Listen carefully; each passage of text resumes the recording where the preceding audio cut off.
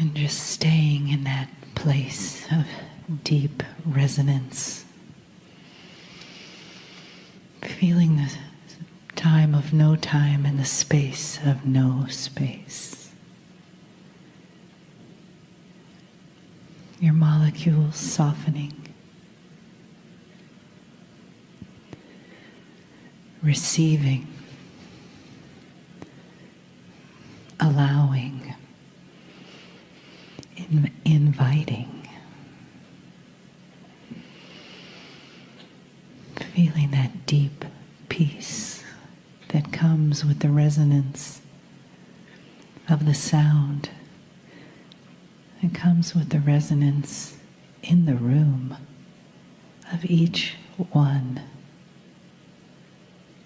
Each open heart, each open soul.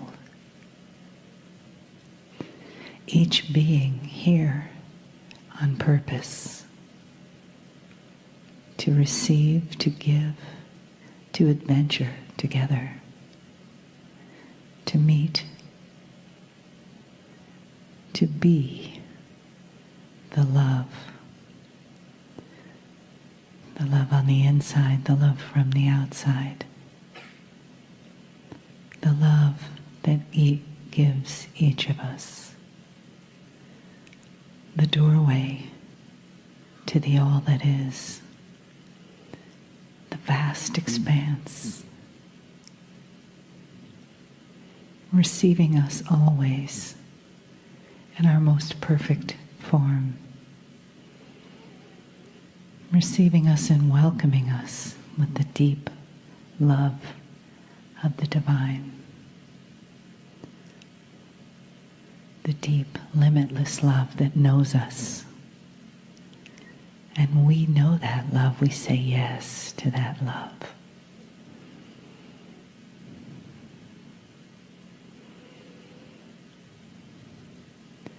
Allow yourself just to float into the arms and the heart of that limitless love.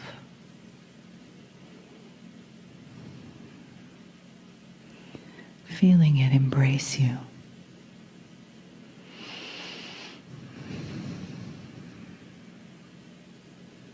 Giving to your receiving, receiving to your giving, to your gratitude. And from that place of peace and expansion,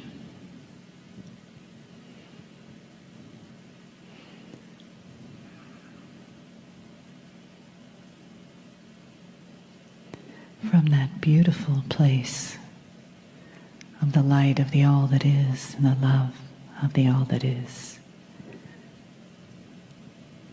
we give our hearts and our gratitude to the energy of this day and the energy around us now as we receive the loving message of Kryon.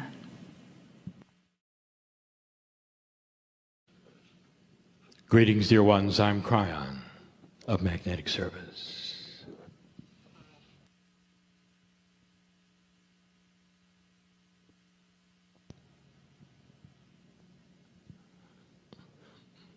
In the last years, in the last months, we have been telling you about shift and change. We've given you concepts that are new and have not been here before. Esoteric information. We've given you about that which we call the Akash. We've told you that that which you learn in this lifetime will be carried to the next, and you will awaken with the wisdom and the knowledge of it. We've told you this, that the cycle of life itself is shifting and changing, that you will awaken differently next time than you woke this time. We told you that the earth is in a different place in space, that the energies that the earth will experience will enhance the heliosphere, that the sun will change its energy, which in turn will change that which is magnetics of the planet. You will awaken in the soup of magnetics, which tempers your consciousness in an allowance of new things. Shift. But all through that, there's confusion. This morning we said the words, you don't know what you don't know. A fool does not know he's a fool. Because there has been no higher experience than that which you've had.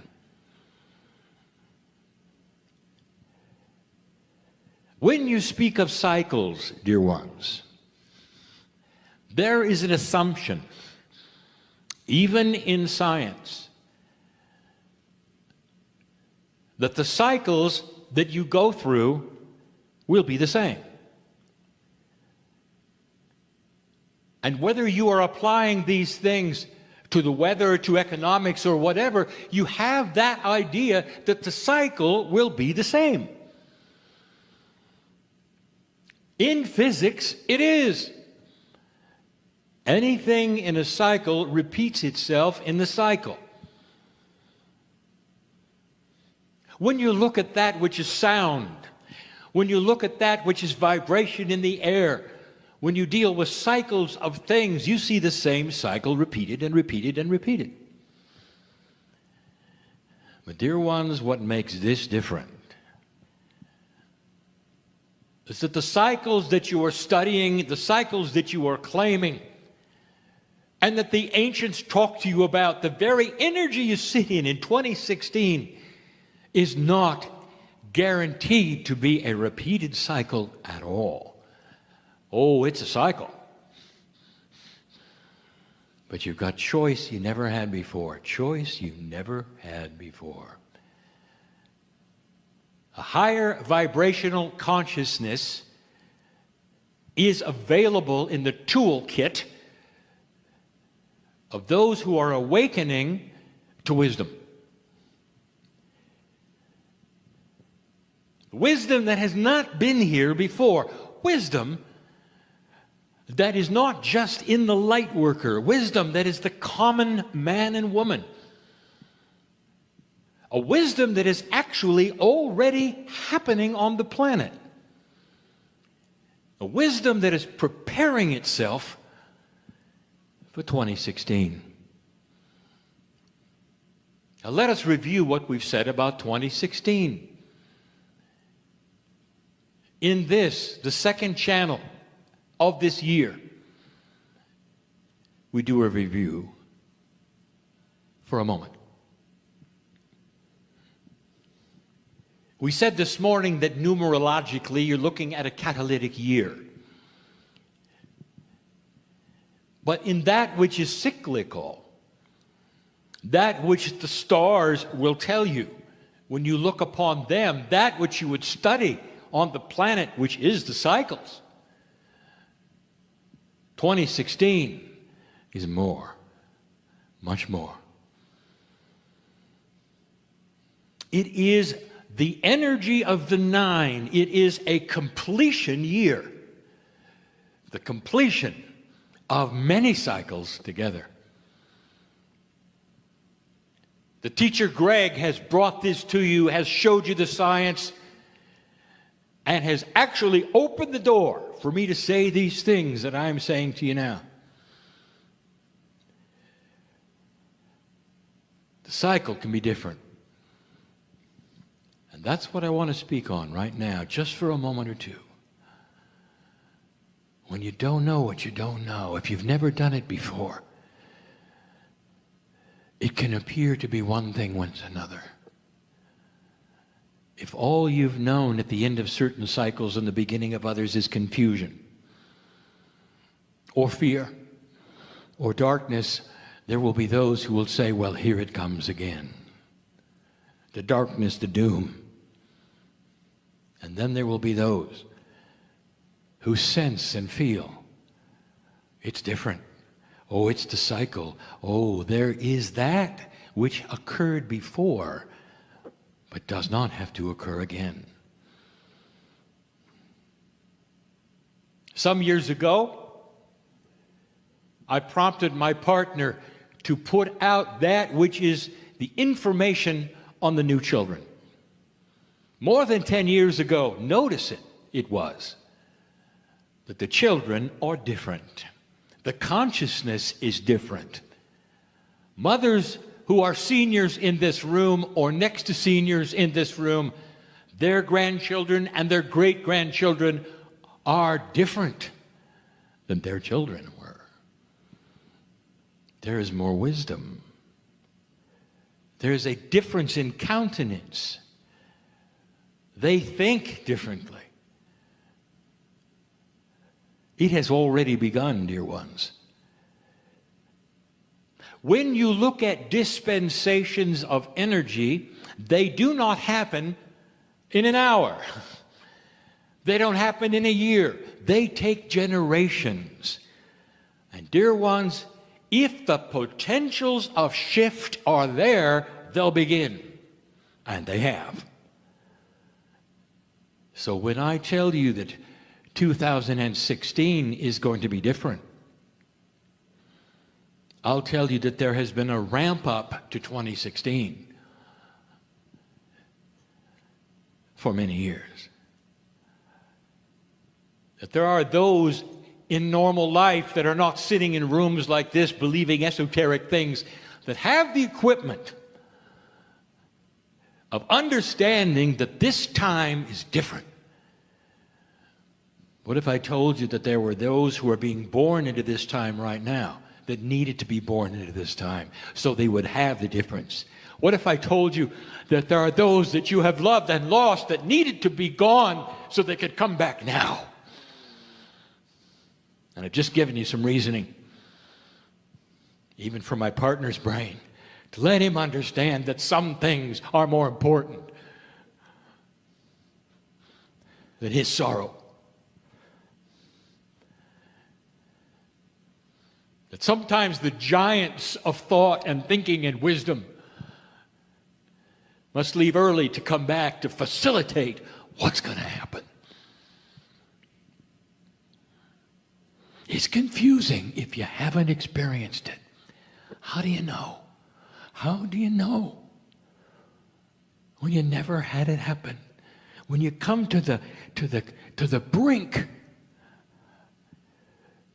and you don't know what's next. You just assume you do. I want to tell you a little story about Skipper. That's a metaphor. And yet there's reality. Basically, Skipper lived in an entirely different world than you do. Much different. Skipper's reality was not your reality. Different world, different culture, different type, different shape. And in this society, in this world that Skipper lived, the biology that Skipper had was different than yours. One of the attributes that Skipper and his kind had in his world was that they knew when they were going to terminate. Imagine knowing just days before it happens that you're leaving. Imagine knowing so much, so clear that you could say goodbye, that you could prepare for the end. And so it happened. Skipper lived his life, and it was a good life. And then he got the signal that was in his biology that it was time to go. Skipper did what he knew, what all the others knew, what he intuitively sensed he had to do. He stopped eating. This was part of the trigger of the shutdown of his biology. And everything in Skipper knew that it was the end. There was no suffering. It was normal for this to happen, but it was the end. Skipper didn't really understand what was going on. He knew he was leaving. In his world and in his kind and his type, it may sound strange, but remember, cultures are different. Skipper made his own coffin. It was beautiful. And all his kind did this. But it wasn't of wood. His coffin was soft. It was made of cloth, of string, substance and fibers. And he carefully built it, knowing that he would eventually get inside and expire. The end of life, as he knew it. Now that's what Skipper knew. That's all he knew. And he was all right with it. Because Skipper didn't know what he didn't know. He climbed into this coffin. He closed it around himself, and he expired.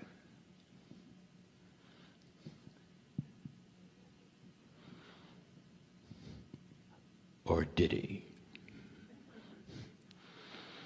Come with me to his coffin for a moment, for it didn't last long. The coffin started to move. And then it exploded into color. And Skipper was reborn as a butterfly. He didn't know that, did he? Is it life after death, or is it life after life? Is it a paradigm that was hidden on purpose? What would he have done if he had known? Would he have even gone through it? Skipper was Skipper, but he was different because now he was beautiful and he could fly. And so are you. A change that is so grand that you don't know it. And it's never happened before. Not to humanity. Not in this way. And there's no guarantee. And we've said this over and over. No guarantee. This planet has free choice to go the way it goes. But the potentials have been put in place by you in such a way that we can predict it's all going to happen. This is literally the beginning of a society you've never seen in any cycle ever. And it's going to happen slowly and painfully. Because you don't know what's next, do you? I want you to be peaceful in what's taking place, no matter what you see. There are some oddities about low energy and higher energy. The low energy cannot see above itself. If a low energy culture or society or human being is exposed to a higher energy culture, it cannot see it. It does not understand it. We even told you that darkness is dysfunctional because of it. We gave you the examples of some of the things that are happening on this planet that are fearful for you. The darkness seems to have arisen suddenly, and we've told you about it. It's been predicted. Dear ones, if it's predicted, you can prepare for it. Did you hear that someplace? You can understand it, you can be ready for it, and you don't have to fear it. I want to show you one more time, from a human standpoint, that is current events, how dysfunctional low energy is. How illogical low energy is. And in order to do that, I'm going to give you a piece of information and channeling that I gave you before, but now it's germane to current events. A few years ago, I told you something about North Korea. That when the father died, the son would inherit everything, including the countenance, the army, and the egotism that he had learned from his father. His father was an egotist squared, followed around by cameras, so everything he said and everything he did would be documented for some unknown history for his people. He would swell up in pride and say things that didn't mean anything, and then retire thinking he was prophetic. He was dysfunctional. He was like some god of his own creation. And his son was there to watch all of it. We told you this: watch his son, for he has within him the power to do something remarkable or not. And that the energy would then prevail one way or the other. A son, by the way, who had seen the West and had even had some education in the West. The son, he knew better. Would he follow in his father's footsteps? Would he continue the charade? Would he then be the egotist that his father would be, or could he be an egotist that did something different for his ego, but something that would make a big difference on the planet?